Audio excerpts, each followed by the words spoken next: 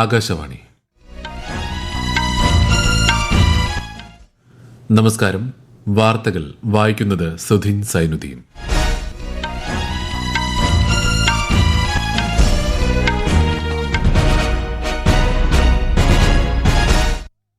പ്രധാന വാർത്തകൾ. വടക്ക് കിഴക്കൻ മേഖല രാജ്യത്തിന്റെ വളർച്ചാ കേന്ദ്രമായി മാറുകയാണെന്ന് പ്രധാനമന്ത്രി നരേന്ദ്രമോദി. മിസോറാം വിവിധ വികസന പദ്ധതികൾക്ക് പ്രധാനമന്ത്രി വെർച്വലായി തുടക്കം കുറിച്ചു. നേപ്പാളിലെ ഇടക്കാല സർക്കാർ രൂപീകരണത്തെ സ്വാഗതം ചെയ്ത് ഇന്ത്യ. ഇടക്കാല പ്രധാനമന്ത്രി സുശീല കർക്കിക്ക് ആശംസകൾ അറിയിച്ച് പ്രധാനമന്ത്രി നരേന്ദ്രമോദി. കേരളത്തിൽ അമീബിക് മസ്തിഷ്ക ജ്വരത്തിനെതിരെ ജാഗ്രത തുടരുന്നു. കോഴിക്കോട് ഒരാളെ കൂടി ആശുപത്രിയിൽ പ്രവേശിപ്പിച്ചു. 2024-25 സാമ്പത്തിക വർഷത്തിലെ ആദായ നികുതി റിട്ടേണുകൾ സമർപ്പിക്കാൻ ഇനി 2 ദിവസം മാത്രം. ജീവൻ രക്ഷിക്കുന്നതിൽ പ്രഥമ ശുശ്രൂഷയുടെ പ്രാധാന്യത്തെ ഓർമ്മിപ്പിച്ചുകൊണ്ട് ഇന്ന് ലോക പ്രഥമ ശുശ്രൂഷാ ദിനം. 20ാമത് ലോക അത്ലറ്റിക് ചാമ്പ്യൻഷിപ്പിന് ജപ്പാനിൽ തുടക്കം. ഹോങ്കോങ് ഓപ്പൺ ബാഡ്മിന്റണിൽ സാത്വിക് സായിരാജ് ചിരാഗ് ഷെട്ടി സഖ്യം ഫൈനലിൽ. വാർത്തകൾ വിശദമായി. ലോകത്തിൽ അതിവേഗം വളരുന്ന പ്രധാന സമ്പദ് വ്യവസ്ഥയാണ് ഇന്ത്യയെന്ന് പ്രധാനമന്ത്രി നരേന്ദ്രമോദി. മിസോറാമിലെ ഐസ്വാളിൽ വിവിധ വികസന പദ്ധതികൾ വെർച്വലായി ഉദ്ഘാടനം ചെയ്യുകയായിരുന്നു അദ്ദേഹം. വടക്ക് കിഴക്കൻ മേഖല രാജ്യത്തിന്റെ വളർച്ചാ കേന്ദ്രമായി മാറുകയാണ്. പുത്തൻ തലമുറ GST പരിഷ്കരണത്തിലൂടെ നിത്യോപയോഗ വസ്തുക്കളുടെ നികുതി നിരക്ക് കുറച്ചത് സാധാരണക്കാരുടെ ജീവിത സാഹചര്യം മെച്ചപ്പെടുത്തുമെന്ന് ശ്രീ മോദി വ്യക്തമാക്കി. Next generation GST reforms have been announced. This means lower taxes on many products, making life easier for families. Before 2014, even daily essential like toothpaste, soap and oil were taxed at 27%. Today, only 5% GST is applicable. സർക്കാരിന്റെ act east നയത്തിലും വടക്ക് കിഴക്കൻ സാമ്പത്തിക ഇടനാഴിയിലും മിസോറാം സുപ്രധാന പങ്ക് വഹിക്കുന്നുണ്ടെന്ന് പ്രധാനമന്ത്രി പറഞ്ഞു. മിസോറാമിൽ 3 express ട്രെയിനുകളുടെ ഫ്ളാഗ് ഓഫും അദ്ദേഹം നിർവഹിച്ചു. ബൈരാബി സൈരംഗ് പുതിയ റെയിൽപാത വിനോദസഞ്ചാരത്തെ പ്രോത്സാഹിപ്പിക്കുമെന്ന് ചടങ്ങിൽ പങ്കെടുത്ത കേന്ദ്രമന്ത്രി അശ്വിനി വൈഷ്ണവ് പറഞ്ഞു. മണിപ്പൂരിൽ 8,500 കോടിയിലധികം രൂപയുടെ വിവിധ വികസന പദ്ധതികൾ പ്രധാനമന്ത്രി നരേന്ദ്രമോദി അല്പസമയത്തിനകം നാടിന് സമർപ്പിക്കും. തുടർന്ന് അസം തലസ്ഥാനമായ ഗുവാഹത്തിയിലെത്തുന്ന അദ്ദേഹം ഡോക്ടർ ഭൂപൻ ഹസാരികയുടെ 100ാം ജന്മവാർഷിക ആഘോഷങ്ങളിൽ പങ്കെടുക്കും. തിങ്കളാഴ്ച പശ്ചിമബംഗാൾ തലസ്ഥാനമായ കൊൽക്കത്തയിൽ 16ാമത് combined commanders conference Shri Narendra Modi ഉദ്ഘാടനം ചെയ്യും. ബീഹാറിൽ പൂർണ്യ വിമാനത്താവളത്തിന്റെ പുതിയ ടെർമിനൽ കെട്ടിടവും പ്രധാനമന്ത്രി രാജ്യത്തിന് സമർപ്പിക്കും. പരിഷ്കരിച്ച GST ഇളവുകൾ ഈ മാസം 22 മുതൽ രാജ്യത്ത് പ്രാബല്യത്തിൽ വരും. ഉയർന്ന താപനിലയിൽ സംസ്കരിച്ച പാൽ, പാക്ക് ചെയ്ത ഭക്ഷ്യ വസ്തുക്കൾ, ബ്രാൻഡ് ചെയ്യാത്ത അരി, ഗോതമ്പ്, പയർവർഗ്ഗങ്ങൾ, എല്ലാത്തരം ബ്രെഡുകൾ എന്നിവ ഉൾപ്പെടെയുള്ള ഉൽപ്പന്നങ്ങളെ GSTയിൽ നിന്ന് ഒഴിവാക്കിയിട്ടുണ്ട്.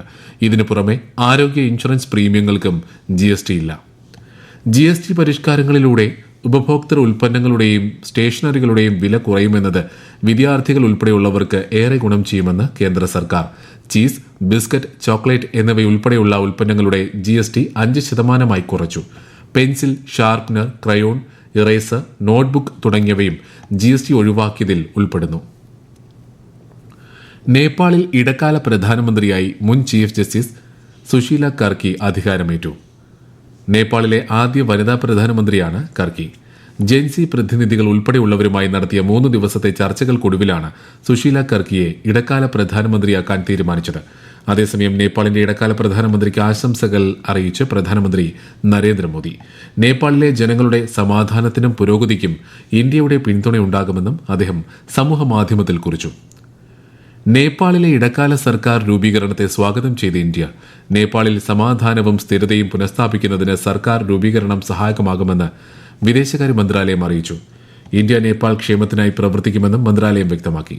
അതേസമയം നേപ്പാൾ അതിർത്തിയിൽ കുടുങ്ങിയ മലയാളികളിലെ 15 പേരുടെ സംഘം കേരളത്തിൽ തിരിച്ചെത്തിയതായി കേന്ദ്ര സഹമന്ത്രി ജോർജ് കുര്യൻ അറിയിച്ചു. കർണാടകയിലെ ഹസൻ ജില്ലയിലുണ്ടായ അപകടത്തിൽ 9 പേർ മരിച്ചു. 18-ലധികം പേർക്ക് പരിക്കേറ്റു. ഗണേശ വിഗ്രഹ നിമജ്ജനത്തിൽ പങ്കെടുത്ത ജനക്കൂട്ടത്തിലേക്ക് ടാങ്കർ ലോറി നിയന്ത്രണം വിട്ട് ഇടിച്ചു കയറിയാണ് അപകടമുണ്ടായത്. പ്രധാനമന്ത്രി നരേന്ദ്രമോദി സംഭവത്തിൽ ദുഃഖം രേഖപ്പെടുത്തി. മരിച്ചവരുടെ കുടുംബങ്ങൾക്ക് ദേശീയ ദുരിതാശ്വാസ നിധിയിൽ നിന്ന് 2 ലക്ഷം രൂപ വീതം സഹായധനം നൽകുമെന്നും പരിക്കേറ്റവർക്ക് 50,000 രൂപ വീതം നൽകുമെന്നും പ്രധാനമന്ത്രി അറിയിച്ചു. 2024-25 സാമ്പത്തിക വർഷത്തിലെ ആദായ നികുതി റിട്ടേണുകൾ സമർപ്പിക്കാനുള്ള സമയപരിധി മറ്റന്നാൾ അവസാനിക്കും. വൈകിയുള്ള നികുതി സമർപ്പണത്തിന് പിഴയും പലിശയും ഈടാക്കും.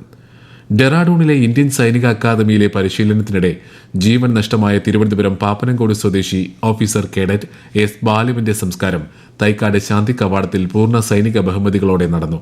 രാവിലെ വസതിയിൽ പൊതുദർശനത്തിന് വെച്ച ഭൌതികദേഹത്തിൽ മന്ത്രി വി ശിവൻകുട്ടി ഉൾപ്പെടെ നിരവധി പേർ അന്ത്യാഞ്ജലി അർപ്പിച്ചു. ഇന്നലെ തിരുവനന്തപുരത്ത് എത്തിച്ച ഭൌതികദേഹം പാങ്ങോട് മിലിറ്ററി സ്റ്റേഷനിലെ മുതിർന്ന ഉദ്യോഗസ്ഥരും സംസ്ഥാന സർക്കാർ പ്രതിനിധികളും ചേർന്ന് ഏറ്റുവാങ്ങി. ഈ വാർത്തകൾ ആകാശവാണിയിൽ നിന്ന്. ആകാശവാണി വാർത്തകളും വാർത്താ അധിഷ്ഠിത പരിപാടികളും All India Radio news Thiruvananthapuram YouTube ചാനലിലും at All India Radio news Thiruvananthapuram Facebook പേജിലും AIR ന്യൂസ് _ തിരുവനന്തപുരം ഇൻസ്റ്റഗ്രാം അക്കൌണ്ടിലും at AIR news _ TVM X ഹാൻഡിലും ലഭ്യമാണ്. കേരളത്തിന്റെ ആദ്യ സമഗ്ര നഗരനയം രൂപീകരിക്കുന്നതിനുള്ള അർബൻ കോൺക്ലേവിന് ഇന്ന് കൊച്ചിയിൽ സമാപനമാകും. സമാപന സമ്മേളനം മന്ത്രി പി രാജീവ് ഉദ്ഘാടനം ചെയ്യും. ഐക്യരാഷ്ട്രസഭയുടെ ഇന്ത്യൻ റെസിഡന്റ് കോർഡിനേറ്റർ ഷോംബി ഷാർപ്പ് മുഖ്യാതിഥിയാകും. അമീബിക് മസ്തിഷ്ക ജ്വരത്തിനെതിരെ കേരളത്തിൽ ശക്തമായ ജാഗ്രത തുടരുകയാണ്. രോഗം ബാധിച്ച് ഒരാളെ കൂടി കോഴിക്കോട് ആശുപത്രിയിൽ പ്രവേശിപ്പിച്ചു.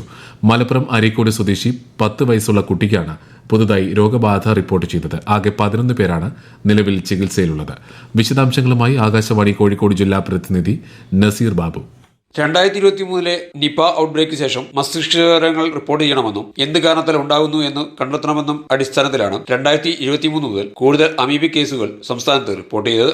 രോഗത്തിന്റെ പരിശോധനയ്ക്കും ചികിത്സയ്ക്കും ഗൈഡ് ലൈൻ ഇറക്കി. ജലാശയങ്ങളുമായി സമ്പർക്കമില്ലെങ്കിലും അമീബിക് മസ്തിഷ്കജ്വരത്തിന് പരിശോധന നടത്തണം. മുഖ്യമന്ത്രിയുടെ നേതൃത്വത്തിൽ തന്നെ വിവിധ വകുപ്പുകളുടെ യോഗം ചേർന്ന് ജലശുദ്ധിക്കായി ക്യാമ്പയിൻ ആരംഭിച്ചിട്ടുണ്ട്. കേരളത്തിൽ സ്ത്രീകൾക്കായുള്ള പ്രത്യേക വെൽനസ് ക്ലിനിക് പദ്ധതിക്ക് ചൊവ്വാഴ്ച തുടക്കമാകും. വിളർച്ച, പ്രമേഹം, രക്താതിമർദ്ദം, ക്യാൻസർ സ്ക്രീനിംഗ് തുടങ്ങിയവയും മറ്റ് ആരോഗ്യ പ്രശ്നങ്ങളും കണ്ടെത്താൻ ഇതിലൂടെ സാധിക്കും. എല്ലാ ജനകീയ ആരോഗ്യ കേന്ദ്രങ്ങളിലും ചൊവ്വാഴ്ചകളിലായിരിക്കും ക്ലിനിക്കുകളുടെ പ്രവർത്തനം. 20ാമത് ലോക അത്ലറ്റിക് ചാമ്പ്യൻഷിപ്പിന് ജപ്പാനിലെ ടോക്കിയോയിൽ തുടക്കമായി. പുരുഷന്മാരുടെ 35 കിലോമീറ്റർ നടത്തത്തിൽ കാനഡ സ്വർണവും ബ്രസീൽ വെള്ളിയും നേടി. വനിതകളുടെ 1500 മീറ്റർ ഓട്ടത്തിൽ ഇന്ത്യയുടെ ഏഷ്യൻ ചാമ്പ്യൻഷിപ്പ് വെള്ളി മെഡൽ ജേതാവ് പൂജ ഇന്ന് മത്സരിക്കും. ഈ മാസം 18 വരെയാണ് ചാമ്പ്യൻഷിപ്പ്.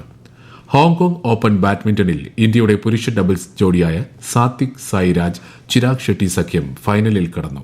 ഇന്ന് രാവിലെ നടന്ന സെമി ഫൈനലിൽ ചൈനീസ് തായ്പേയ് താരങ്ങളെയാണ് ഇന്ത്യൻ താരങ്ങൾ പരാജയപ്പെടുത്തിയത്. പുരുഷ സിംഗിൾസ് സെമി ഫൈനലിൽ ഇന്ന് ഇന്ത്യയുടെ ലക്ഷ്യ സെൻ ചൈനീസ് തായ്പേയ് താരത്തെ നേരിടും. ഏഷ്യ കപ്പ് 2020 ക്രിക്കറ്റിൽ ഇന്ന് ബംഗ്ലാദേശ് ശ്രീലങ്കയെ നേരിടും. ഇന്ത്യൻ സമയം രാത്രി 8 മണിക്ക് അബുദാബിയിൽ ഷെയ്ഖ് സയ്യിദ് ക്രിക്കറ്റ് സ്റ്റേഡിയത്തിലാണ് മത്സരം. നാളെയാണ് ഇന്ത്യ പാകിസ്ഥാൻ മത്സരം. ഇന്ന് ലോക പ്രഥമ ശുശ്രൂഷ ദിനം. ജീവൻ രക്ഷിക്കുന്നതിൽ പ്രഥമ ശുശ്രൂഷയുടെ പങ്കിനെക്കുറിച്ചുള്ള അവബോധം വർദ്ധിപ്പിക്കുക എന്ന ലക്ഷ്യത്തോടെയാണ് എല്ലാ വർഷവും സെപ്റ്റംബർ മാസത്തിലെ 2ാം ശനിയാഴ്ച ലോക പ്രഥമ ശുശ്രൂഷ ദിനമായി ആചരിക്കുന്നത്.